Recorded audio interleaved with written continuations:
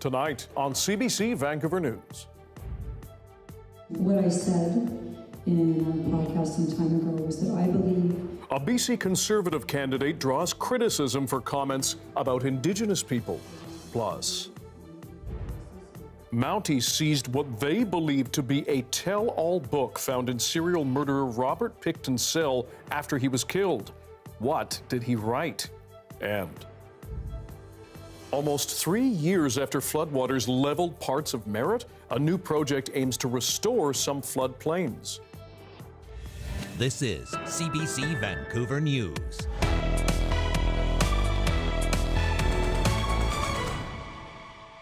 Hello, I'm Dan Burritt. Thanks for joining us. A BC Conservative candidate is being criticized for comments she made at a constituency event on Thursday about Indigenous people. Dallas Brody is running in the riding of Vancouver-Quilchena.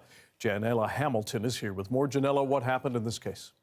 Dan Burritt was at an all-candidates debate in the riding when it turned to Indigenous relations. Someone at the meeting says the NDP candidate asked Brody about past comments she made about Indigenous peoples. Here is part of what Brody said. I'll respond directly because Ms. Ryan has mentioned something. What I said in a podcast some time ago was that I believe that when people say they want to be First Nations, they want autonomy, they want to be treated on an equal basis, equal footing, not parental, not being looked down upon and governed over, that they now have take on with those rights of being a First Nation come responsibilities.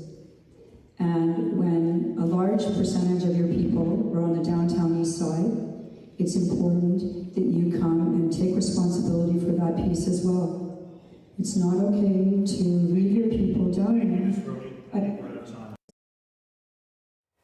Brody has since released a statement saying she was cut off. She says, in part, I was not given the opportunity to conclude my remarks.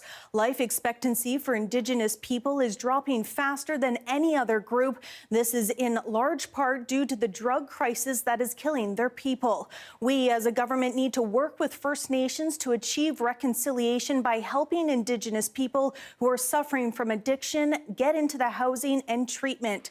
We need to take action to heal this generational trauma. The NDP candidate for Vancouver-Quilchena says Brody did have a chance to elaborate on her comments at the event. The host of the evening, when he did cut her off, he did say to us that if you didn't have time in your comments, you can always use the next question opportunity to go back. And that actually did happen quite a few times throughout the all candidates meeting, where candidates had the opportunity to reduce time in another question and follow up. And she did not take that opportunity in previous questions. And Janella, what other reaction has there been to this? Wade Grant, a member of the Musqueam Indian Band, was at the meeting. He's also a friend of the person who posted the video of Brody's comments. It was quite disappointing. I'll be the first to tell you that we are disproportionately represented as First Nations. There are 203 First Nations in British Columbia, 630 across Canada. And when you start saying First Nations, you're lumping us all in as one community. Grant says Brody spoke for about 45 seconds and agrees she had a chance to clarify her comments. He adds if she is going to be the MLA for the riding, she's going to have to, quote, respect our history, our culture, and she's going to have to unlearn what she knows and learn the true history of this riding. BC Conservative leader John Rustad was also asked about Brody's comments earlier in the day. He said he hadn't seen the video at the time, but says his party is working with First Nations to make treatment and recovery available. BC NDP leader David Eby says Brody's comments are ignorant. This comes after another BC Conservative candidate, Brent Chapman, is facing calls to step down over comments he made about Palestinian people in 2015. He has apologized and is still with the party. Dan? Janella Hamilton, thanks very much.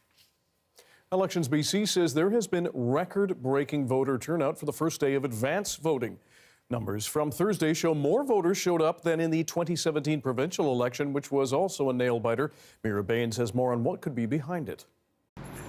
Advance voting began Thursday, and according to Elections BC, the numbers show a considerable jump, even setting a record. On October 10th, more than 170,000 voters showed up for the first day of advance voting. It's the most ever on an advance voting day in a BC election. Elections BC says it broke the previous record of about 126,000 votes in 2017. The 2017 election saw a tight race. The BC NDP's John Horgan became premier after making a deal with the BC Greens for support, narrowly beating BC Liberal leader Christy Clark. Director of Communications for BC United, Andrew Reeve, worked on that election campaign and says election officials have been making it easier to vote early. There's been an effort to make voting more accessible, increasing the number of advanced polling stations and advanced polling days. And more Canadians are getting out there early because they don't want to be in the long lines on election day. A UBC political scientist suggests while parties are also strategically trying to get their vote out, another reason could be polarization. Polls suggest that this is statistically something like a dead heat. So there is a real chance that your party can win, but a party that you dislike, if you are staunchly for one of the parties, could also win. And so that can be a motivator for those who are strongly affiliated with either the incumbent NDP or who are strongly motivated to see a change in government. They may be more motivated to get to the polls early. He says there could be a myriad of reasons, but that won't be known until the votes are counted on October 19th. Mira Baines, CBC News, Vancouver. Now, for those voting by post this hour, about 4,000 return ballots did not have local postage affixed on the envelope for the mail-in ballot, despite Elections BC saying postage was already paid for. Packages with international return envelopes were mistakenly sent instead. Elections BC says 109,000 vote-by-mail packages have been requested so far this election. Arrangements have been made with Canada Post so that affected voters can return their vote-by-mail package without having to put a stamp on it. Voters can also return their package in person to any district electoral office, voting place, or Service BC Centre. CBC News has learned RCMP investigators traveled to Quebec after the death of serial murderer Robert Pickton to seize 400 pages of documents found in his cell. Police hoped a handwritten book might contain details about unknown victims or possible co-conspirators. But as Jason Proctor explains, police say Pickton made no reference to his crimes. According to this search warrant, prison staff searched Robert Pickton's cell after he died. They were looking for a will, but instead they found about 400 pages of notes and documents, including what the prison warden said appeared to be a tell-all book called Pickton in his own words, My Life as I Truly See It. Now, while Robert Pickton was convicted in the murders of 6 women, according to this search warrant, police had hoped his writings might link him to 21 other cases in which charges were stayed. In a statement to CBC, however, RCMP say the writings have been thoroughly examined and contained no reference to any of the missing women or offenses for which Pickton was convicted. Regardless, news of a book and repeated efforts by RCMP to get Pickton to speak over the years came as a surprise to family members who say they would have liked to have known. A lawyer for the children of 9 of Pickton's victims said he intends to apply for access to the documents. Jason Proctor, CBC News, Vancouver. Nearly 3 years after floodwaters devastated parts of Merritt, that interior community is starting an innovative pilot project to restore some floodplains back to nature. CBC's Jennifer Norwell explains. This house would have been right here. The Stewie Naturalization Project targets 3 properties that were part of a voluntary buyback program. They're located right near the meeting of the Coldwater and Nicola Rivers. The steering committee will draw on traditional knowledge and land usage to establish how this space will be used in the future. But getting to this point has not been without its challenges, and trust still needs to be earned. We've dealt with the land, we've dealt with the forest for many, many years. And then the job was taken away from us. And then the trees all burnt and everything. And now they're coming back to us and saying, what was your cultural practice? And we're going like, well, why do you want to know what our cultural practice is when all the forest is all burnt? Now you come back to ask. And what we're going to do is we're going to straighten out the river so we'll never have a flood again. And I'm jumping up and down screaming, no, you can't do that. While Doreen is still a bit skeptical about whether this project represents true reconciliation, Others are feeling positive. Just really the opportunity to take a step back and make the best, right, responsible decisions that we have to make for our future generations. Well, the steering committee is still establishing what the naturalization project will look like. They do know that permanent structures will never be built again in that area. Work is expected to be completed by 2027. Jennifer Norwell, CBC News, Merritt. Several dozen people rallied in Prince George earlier in the day against involuntary treatment. Both the BC NDP and Conservatives want to expand the practice for people struggling with brain injuries, mental illness, and severe addictions. But as Hannah Peterson shows us, opponents say more voluntary help is the answer. And the reason we're rallying is because it's going to cause more harm than good. There's no studies that show that involuntary treatment is effective. Grace Burke is a student at the College of New Caledonia. She helped organize the rally on the steps of the Prince George Courthouse. Studies show actually that it can cause people to have relapses, overdoses. It'll cause a distrust within the healthcare system, and there's already a huge lack of trust within healthcare. Burke was among 30 or so people at the rally, some of whom have lost loved ones to toxic drugs. Corinne Wood's son Tony was killed by poison drugs in 2018. I believe that 8 years into a public health emergency of the opioid crisis, that we really need to explore voluntary care first. We need free treatment beds. We need rapid access to detox. We need no wait lists. Dr. Barb Kane has started a petition to build a psychiatric hospital in northern BC. The people with severe mental illness, there really hasn't been an adequate place to treat them, and they've ended up on the street, lots of them, and they've ended up with drug addiction. Kane's petition is supported by several Prince George City councillors.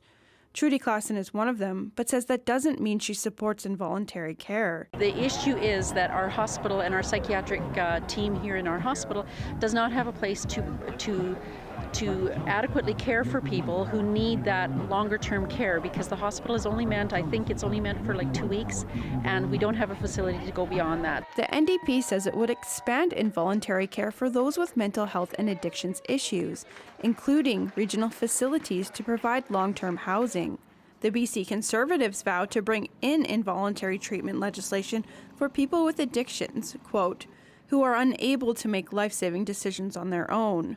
Green Party leader Sonia Furstenau says there's little evidence to support involuntary care and wants to offer treatment earlier on. Corinne Woods is concerned politics may get in the way of good health policy. And that scares me, that people are going to be forced and it's going to turn into even more deaths than we already have. Hannah Peterson, CBC News, Prince George.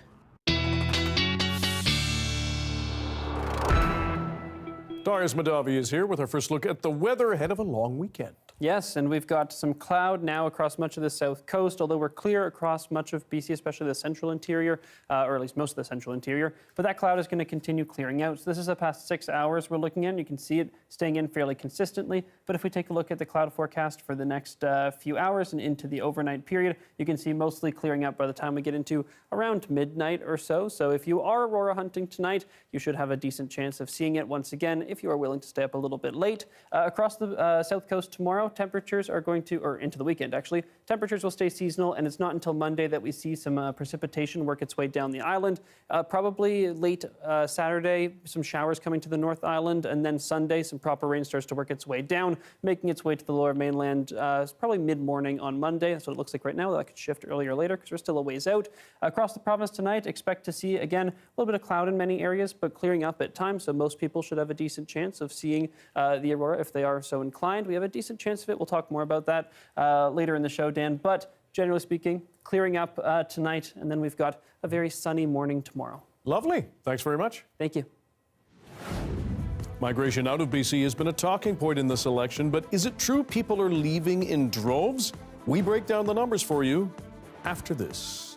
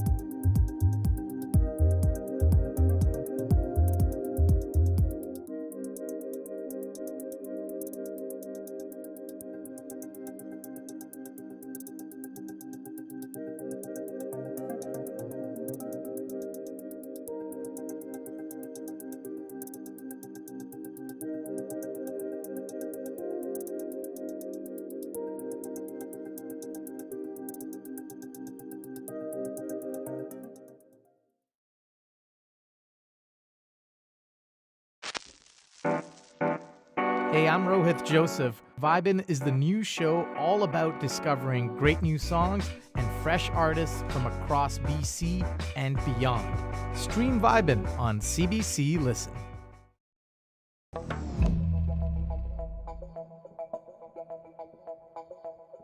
As Election Day approaches, the BC Conservatives are slamming the NDP for failing to act on affordability, claiming a record number of people have left the province because of failed New Democratic policies. But is it true that people are leaving BC in droves? Michelle Gassoub breaks down the numbers.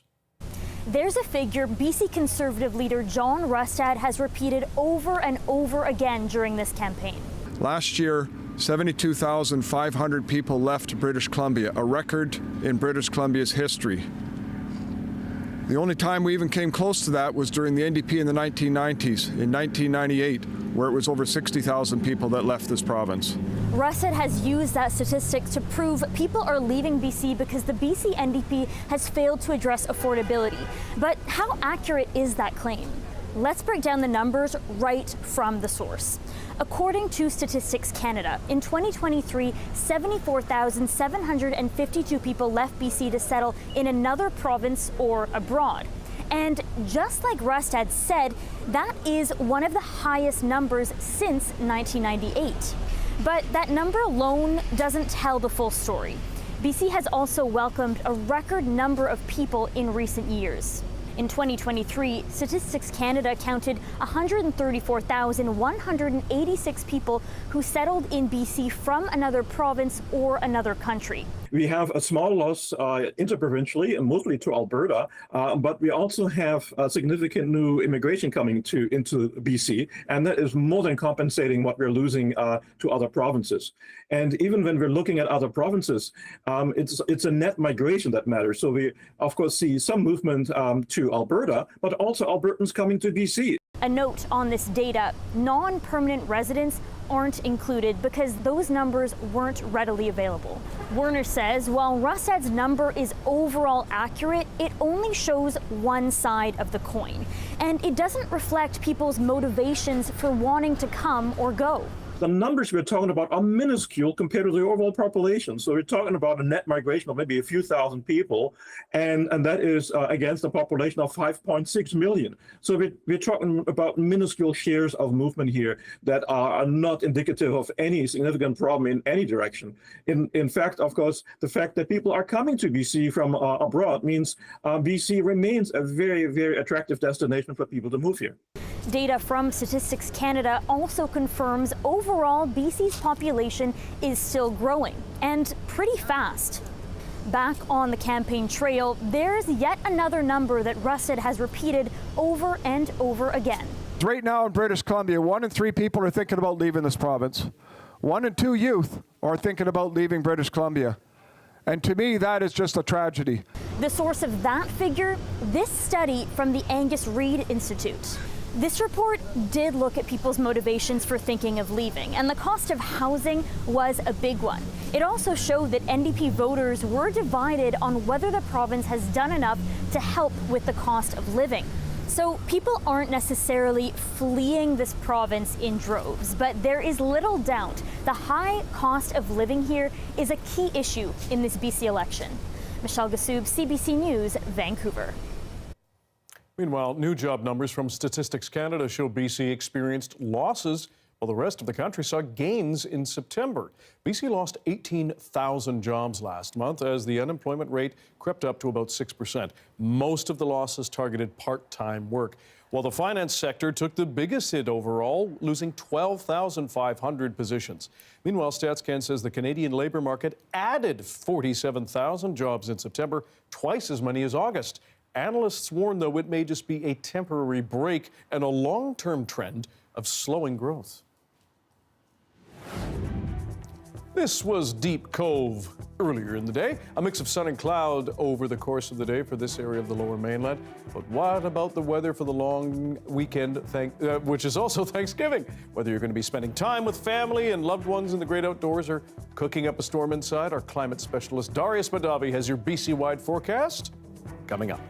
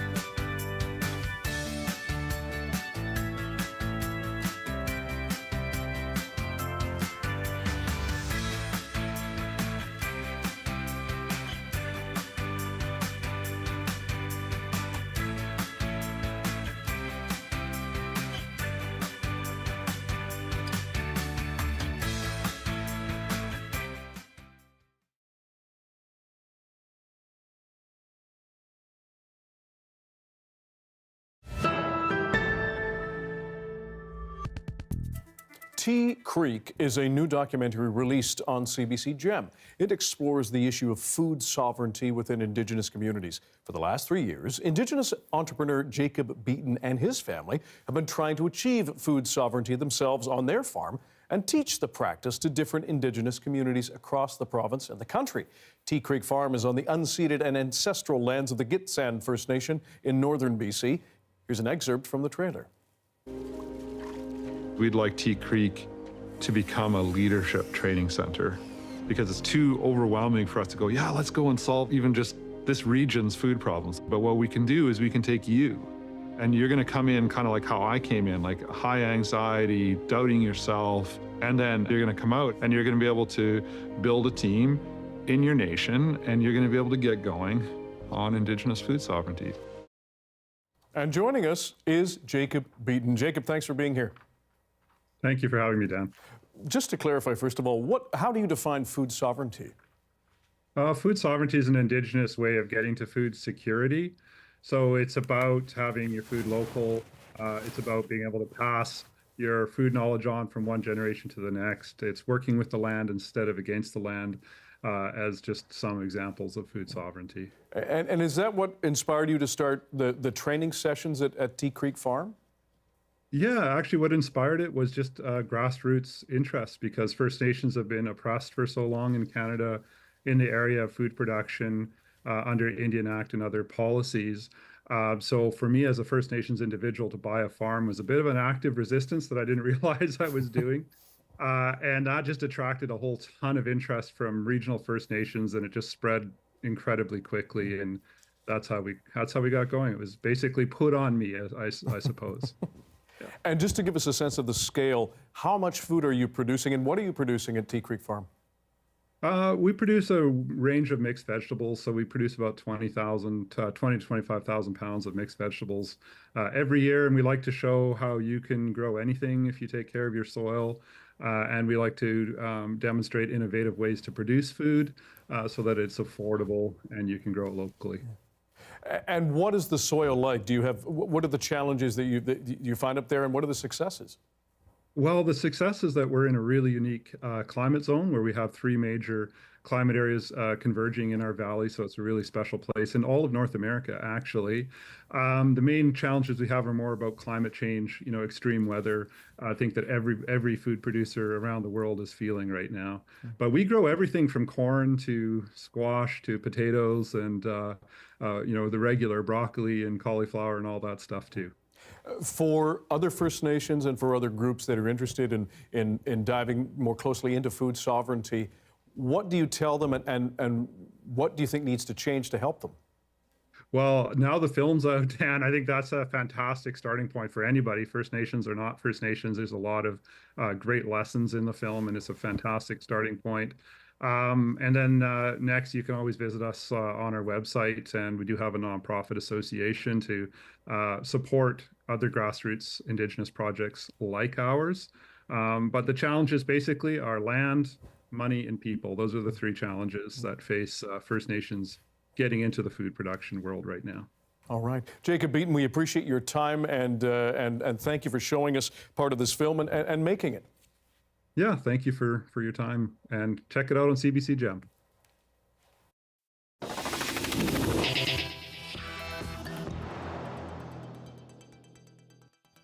A Police Act investigation into the 2015 death of Miles Gray has cleared 7 Vancouver police officers. But as Janella Hamilton explains, the author of that report admits it was limited in scope.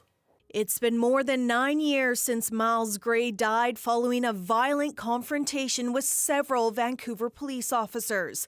A coroner's inquest last year concluded the 33-year-old's death was a homicide. Now, a Police Act investigation has found the allegations of abuse of authority and neglect of duty against the officers were not substantiated. My hope was that at the very least they would be taken off the job. Gray died after a struggle with police in a shrouded Burnaby backyard in August 2015. He suffered ruptured testicles, a broken voice box, a fractured eye socket, and widespread bruising. Before the struggle, Gray was making a delivery for his seashell-based florist business when police were called after he confronted a homeowner for watering her lawn during the summer's extended drought. His sister says almost a decade later, their pursuit of justice has taken a toll. My parents are like a shell of who they used to be. I don't have a sibling. I have to navigate this on my own. BC's police watchdog, the Independent Investigations Office, looked into Gray's death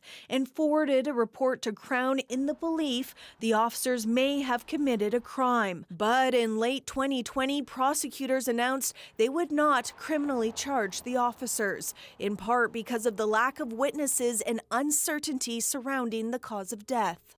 I just feel really done with everything. In the 85-page Police Act investigation report written by Delta Police Chief Neil DeBoard, he notes the limitations of the probe he was tasked with, saying there was very limited witness testimony and no cross-examination. He adds he had to assess each officer's actions on an individual basis rather than their collective actions. Melissa Gray says she's not surprised by the findings. We have zero faith in the system, and we're just like, this is a joke. In a statement, Vancouver police say the investigation into the case has taken too long and caused significant stress on everyone involved. The Office of the Police Complaint Commissioner is now reviewing DeBoard's report and can send the case to a retired judge for further review.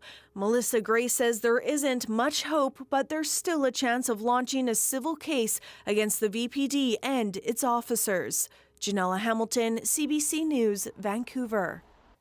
Canada's Pharmacare bill is now law. It will initially focus on providing free diabetes and birth control medications, but as Kate McKenna reports, not all provinces are on side.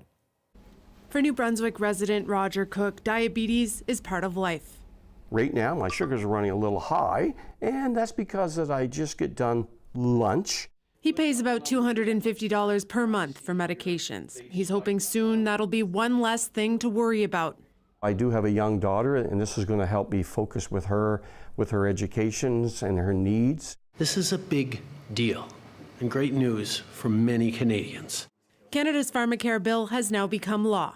Folks, I'm actually very excited. It was a condition of the now defunct deal between the Liberals and the NDP. We have been able to achieve something New Democrats have fought for generations. This iteration of Pharmacare would cover drugs for diabetics and contraception, billed as the first step in a broader Pharmacare program. But first, Ottawa must strike deals with provinces. Now, we need the provinces and territories to come to the table and sign agreements with us. Some provinces, like Alberta, Ontario, and Quebec, say they're not sold, saying healthcare is their jurisdiction. But Canada's health minister says he thinks he can get deals done by spring. Can we not agree that everybody deserves the medication that they need? Cook says he hopes politicians come together to find solutions. I think it's very important because the diabetes the rates aren't going lower, cases are growing bigger, and the cost of everything is going up. And it's a shame that people have to substitute other things that are essentials for medicine. But Conservative leader Pierre Poilievre doesn't support this Pharmacare law, saying it risks hurting private plans, costing a lot of money, and being mired in bureaucracy. Meaning even if the current government does negotiate deals with provinces, the future of this program is uncertain. Kate McKenna, CBC News, Ottawa.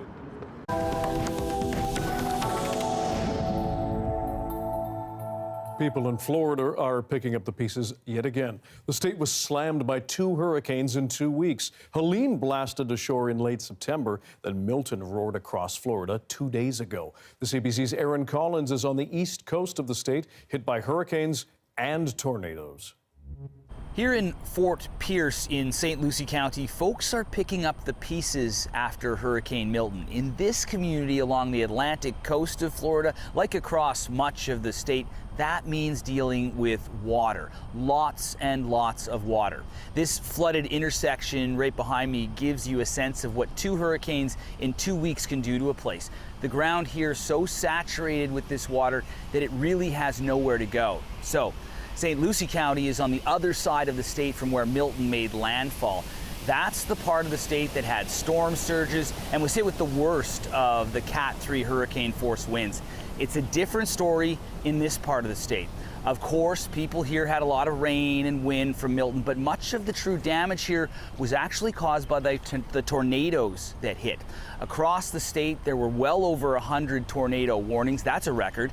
Officials say as many as 20 of those touched down, several right here in St. Lucie County where we are. Now, it's not unusual for tornadoes to hit in the wake of a hurricane, but what isn't clear yet is if more hit here or if they were more intense.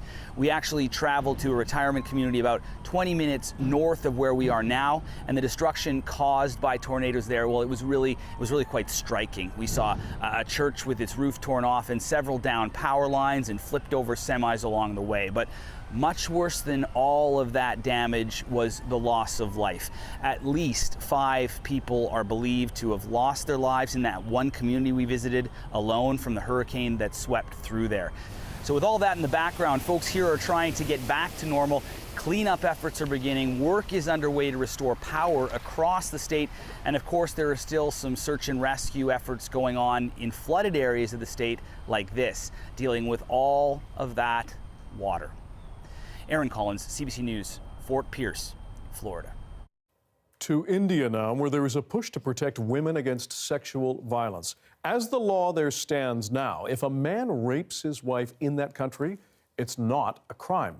But as Salima Shivji explains, India's top court is hearing petitions seeking to change that 160-year-old law.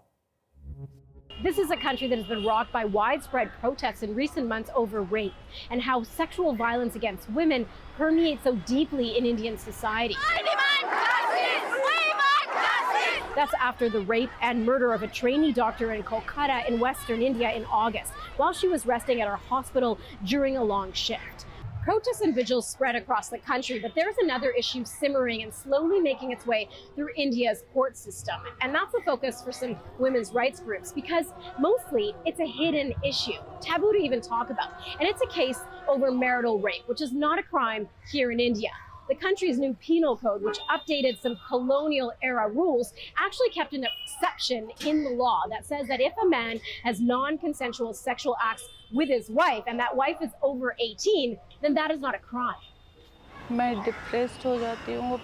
This young woman was barely 18 when she was married off. She was raped and beaten on her wedding night, and that was just the beginning of the abuse. It wasn't just occasionally or once every 2 days. He forced himself on me all the time, 6 or 7 times a day, and I would never agree to it. I didn't consent. She says her husband told her she was his property and he could do whatever he liked with her. The now 21-year-old would like to see marital rape criminalized, but she doesn't think it will be easy, with a date for arguments in front of the Supreme Court not yet finalized. But there has been some movement. After lengthy delays, the Indian government has finally handed in its written statement to the Supreme Court, formally opposing making marital rape a crime. It argues that it would be excessively harsh and disproportionate and could cause serious disturbances to the institution of marriage in India. The government argues that a husband, of course, does not have the right to violate the consent of his wife, but it does argue that there is an expectation of a certain amount of sexual access from a spouse. It is a position that is not so surprising in this deeply patriarchal society, especially for those who are spearheading the court battle to make marital rape a crime. I think this government is basically, and people within the government, is a misogynist government. They're anti-women. It's always the woman's body is a commodity. It's a consumer item. But she still holds out hope that deeper societal change is possible. A big step in that direction, she says, would be if the Supreme Court rules that rape within marriage is as serious a crime as being violently attacked by a stranger. Salima Shivji, CBC News, Mumbai. Still to come, we're just 8 days away from voting day in the BC election. Coming up, our chat with BC Today host Michelle Elliott on the issues top of mind for voters in Metro Vancouver. Stick around.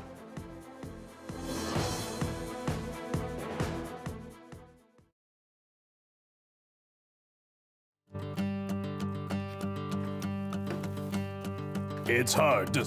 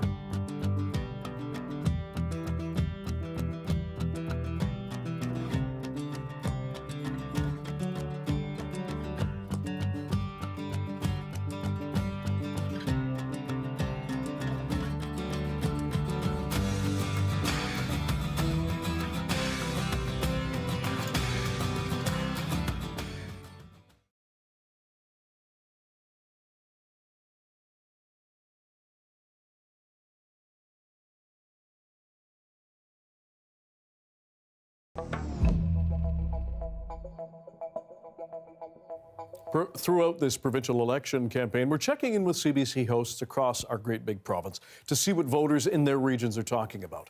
This week, we're taking a look at Metro Vancouver. Earlier, we spoke with BC Today host Michelle Elliott about what's top of mind for voters here. You know, you probably won't be surprised by this, Dan, but over and over again, we hear about housing coming up, especially in Metro Vancouver. And you know what I found from callers who share their stories is that it crosses generations.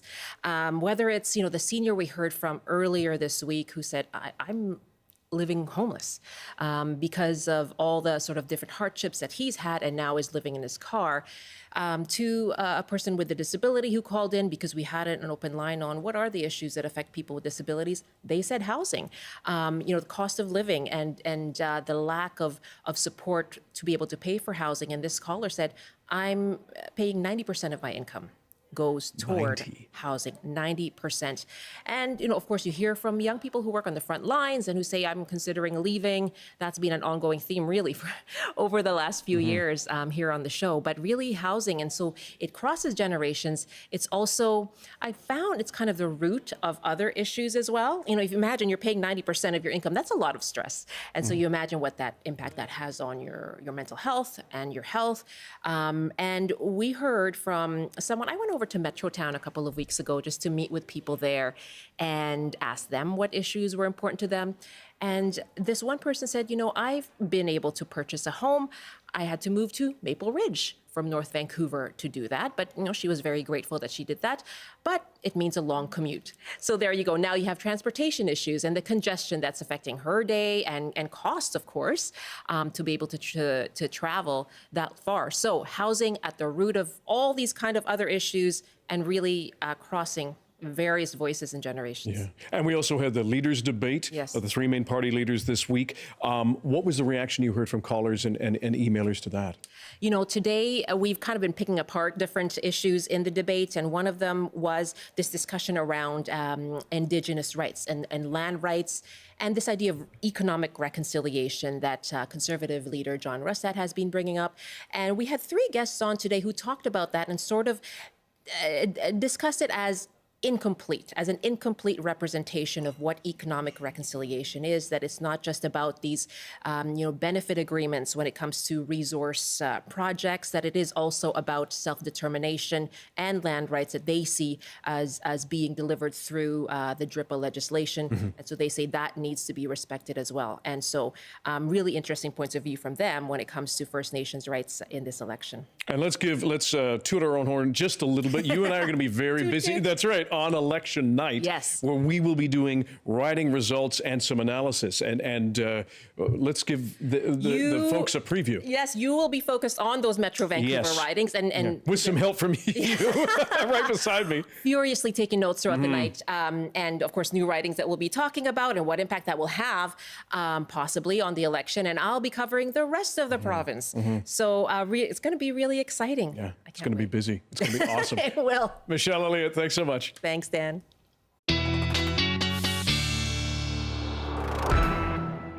And Darius Madavi is here with our BC-wide weather forecast as we head into the long weekend. Oh, you brought back the colors. I did. This is a photo that I took in Vancouver earlier. This is Spanish another bags? one. That was by just west of Kitts Beach. Oh, nice. Secret Beach. Oh, right. And this is overhead. They were visible overhead. And actually, a lot of people sent in some photos that we could take a look at from really all over the province. And some of them are just really spectacular. The giant geomagnetic storm that brought us all of these amazing colors may be lingering into tonight. It seems like we may not get quite the same impact that we did last night, but the conditions do seem pretty good, better than they would normally be. And even if it doesn't happen again tonight, we're still at solar maximum. There could be another chance to see them again in the days ahead. So, I'm keeping my fingers crossed. Dan, if you take a look here, you can see where we have that forecast. I do see that I didn't change the weekday names, but this is Friday, this is Saturday, and this is Sunday. Try tonight would be my advice. After midnight, once that cloud clears out across much of southern BC. You can see here anywhere in green, that's somewhere where you have virtually no cloud cover. Yellow's a little bit iffy. Red is unfortunate, we'll say. But overall, many places across BC will have a good chance to see it. The further north you are, of course, the more likely you are. But again, it seems like we have a decent shot even down here. Probably not in the city, but if you can get out of the city, it should be good. Now, across the province, we still have that moisture feeding into the northwest, but other than that, conditions seem pretty dry. It's not until later in the weekend that moisture starts to come down the coast, north, central coast, North Island on Sunday, and then work their way down the island, potentially west coast of the island, seeing that late Sunday, but probably overnight Sunday into Monday. Temperatures across the province seem fairly seasonal still. We do seem like at times this weekend we're going to jump up 3 or 4 degrees above seasonal. Southern interior, maybe even a little bit warmer than that, reaching into the low 20s, 22 degrees in some of these places. But overall, again, it's a pretty pleasant Thanksgiving forecast. Sunny conditions across the entirety of the southern parts of the province tonight. Again, that moisture feeding up. Some snow will fall in the north because temperatures are cool enough for that in the early morning at least. And of course on the mountaintops, those higher elevations as well. But here in Vancouver, Dan, it's a mostly sunny forecast for the weekend. Monday does seem fairly rainy, but as we get into early next week, showers are possible, but it doesn't look like we're going to be too cloudy. Okay. And it's that time, so let's do it.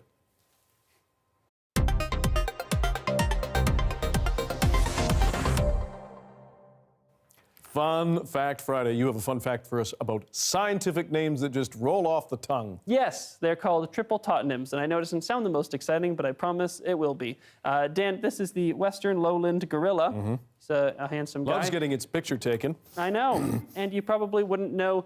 Oh, they put my name key up while the gorilla's on screen. That was nice of them. But most scientific names are not easy to remember, being in Latin and everything. But this one, gorilla, gorilla, gorilla, not bad at all.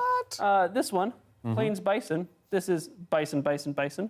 Also what a dad says when his triplets are going to college. Yeah. And then here we have the Northern European lynx. Can you guess what this one is, Dan? Oh, lynx, lynx, lynx. That is correct. Yeah. Well done.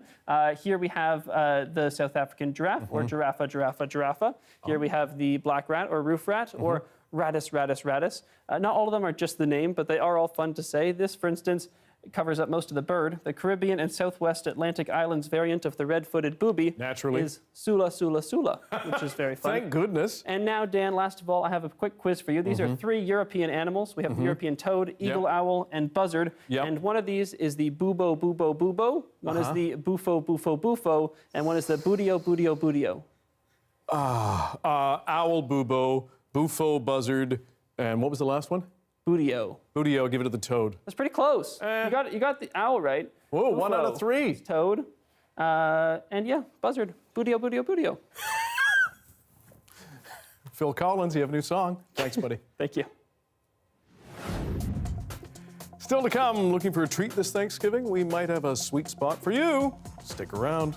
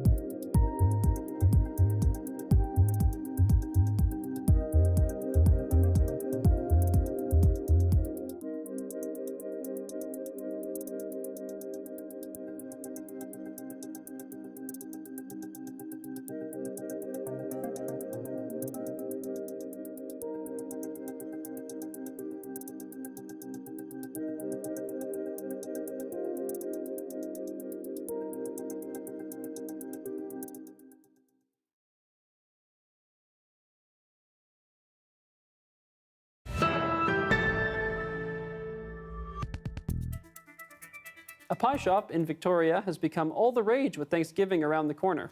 Two Crows Craft Foods marked 1 year of business in the capital's public market recently. That's a hot pie.